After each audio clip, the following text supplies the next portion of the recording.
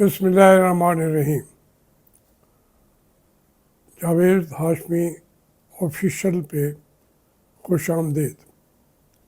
मेरे बच्चों, मेरे बेटों, मेरी बेटियों, अस्सलाम वालेकुम। सुप्रीम कोर्ट शायद आज भी फैसला ना कर सके। ये इतना मुश्किल रास्ता बना दिया गया है कि जिस पे सुप्रीम कोर्ट के जज हजरात को भी उनके पर जलते हैं अगर वो कोई फैसला कर देते हैं। ये पाकिस्तान की बहुत बड़ी बदकिस्मती है, वरना ये दो दो दो जमा दो की तरह वो आप इसका रिज़ल्ट निकाल सकते हैं। जिस पार्टी को इंडिपेंडेंट होते हुए भी तहरीके इंसाफ भी कानूनी तौर पर मौजूद है, उनको सिर्फ सिंबल लेने की इजाज़त नहीं है, तो आखिरकार किसको ये समझाएंगे। अब वो कहते हैं ना कि मैं अंधों के शहर में शीशे बेचता हूँ। अंधों के शहर में ये आपको आईने बेचने का काम पड़ रहा है, अंधे को भी नज़र आता है। तो इसलिए कि ये जो है ऐसा मुकदमा है जो 1 मिनट में इसका फैसला किया जा सकता है। ये पाकिस्तान की तारीख में ये पहली दफ़ा हो रहा है कि जज हज़रात बैठते हैं, दो दो तीन तीन, फिर मुशावरती कोशिशें करते हैं, वहाँ भी उनको नहीं।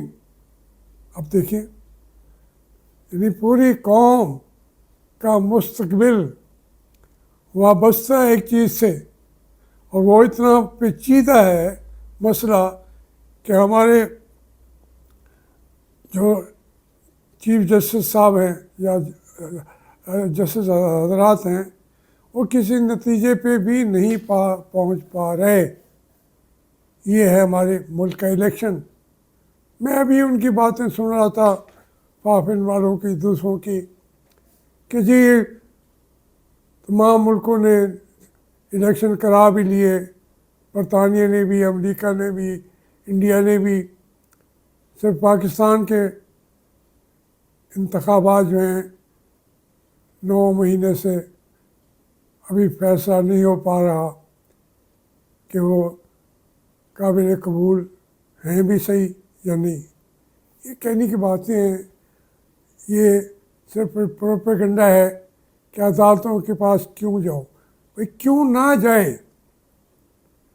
क्यों? वो जिसका इलेक्शन कमीशन जो हो वो कॉम्प्रोमाइज़ हो।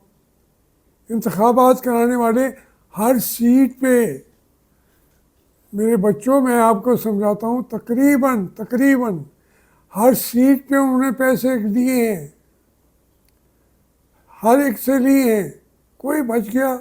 जैसे तहरीक इंसाफ वाले तो उनका तो पैसा लगा नहीं है, उनके कैंप भी नहीं थे, उनके पोलिंग एजेंट्स भी नहीं थे, तो फिर इसके अलावा कौन बचा है?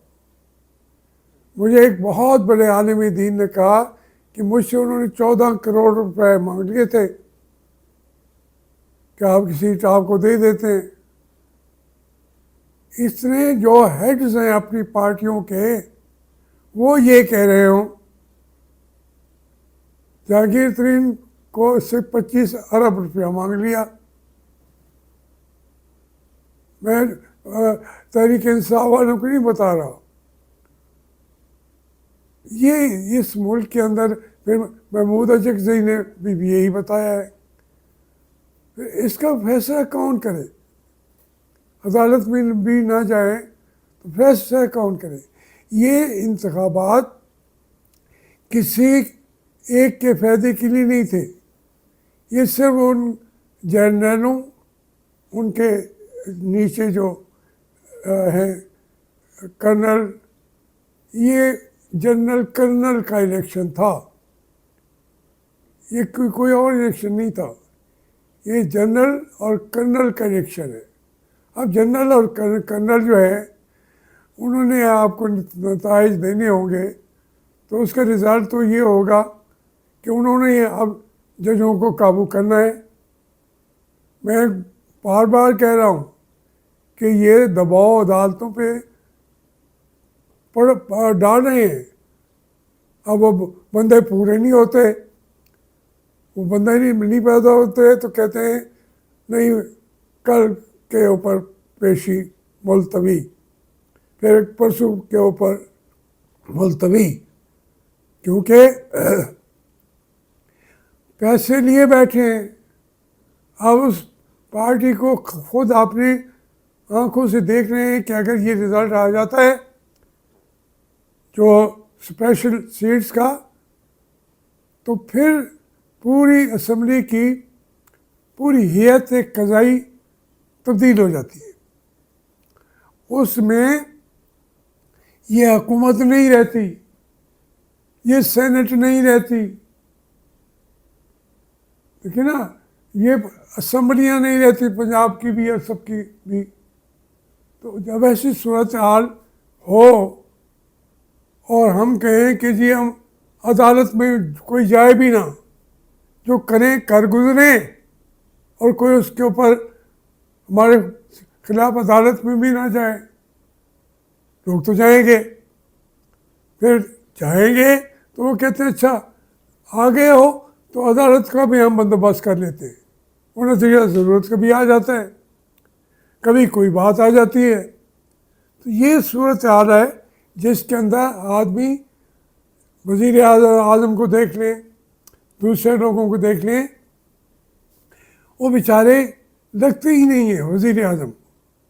रात दिन कोशिशें कर रहे हैं कि लोगों की जो है रूह खींच लें टैक्सेस के ज़रिए। कभी फ्लावर मिल बंद है, कभी जनाब आपका ये IPV यूज़ के उसके बढ़ाते जा रहे हैं। जो कोल फैक्ट्री है वहाँ के, कोल पावर प्लांट जो है वो भी 1-2 आदमियों का है। वो कहते हैं कतर के अंदर बैठा हुआ पाकिस्तानी है। अब कतर में बैठा हुआ पाकिस्तानी कौन है? ये तमाम चीज़ें अब खुलती जा रही हैं, कुछ चीज़ छुप नहीं रही। तो इसलिए हमें ये बात बावर कर लेनी चाहिए कि बड़ा मुश्किल फैसला है। सुप्रीम कोर्ट वो कहते हैं ना जाए रफ्तन ना पाए मांदन, किधर हैं? तलवार के ऊपर चल रहे हैं। और ये दोबारा दूसरा बड़ा इलेक्शन की धांधली होगी। एक तो जो 8 फरवरी को हुई, फिर 8 फरवरी के बाद हुई, ये चौथी बार धांधली होगी। अगर ये सीटें नहीं मिलती सुन्नी इत्तेहाद को या तहरीक इंसाफ को। इस सूरत हाल में हमारी कौम बहुत ज़्यादा खुश फहमी और अच्छी तवक्कुआत रखना भूल जाए। हमारे मुकद्दर में भी ये अच्छी उम्मीदें रखते रहेंगे, लेकिन ये खुशफहमी की हद तक भी रखना मुश्किल हो गया है। ये मुल्क को डुबो लेंगे पूरी तरह से, फिर उसके हड्डियाँ चूस लेंगे, उसकी दौलत निकाल ले जाएंगे, और जो हमारे कोर कमांडर्स हैं, कमांडर इन चीफ जो हैं, वो सारे के सारे मुल्क से निकल जाएंगे। फिर उनके नए लोगों को प्रमोशन मिल रही होगी, कोई मेजर जनरल बन रहा होगा, कोई नया लेफ्टिनेंट जनरल बन रहा होगा।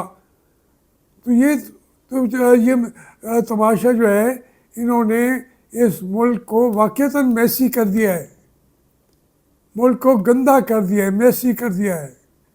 हमारे बच्चों को इसके बाद कहें जी हमने इनको मोटरसाइकिल दे दिया है, खुश हैं।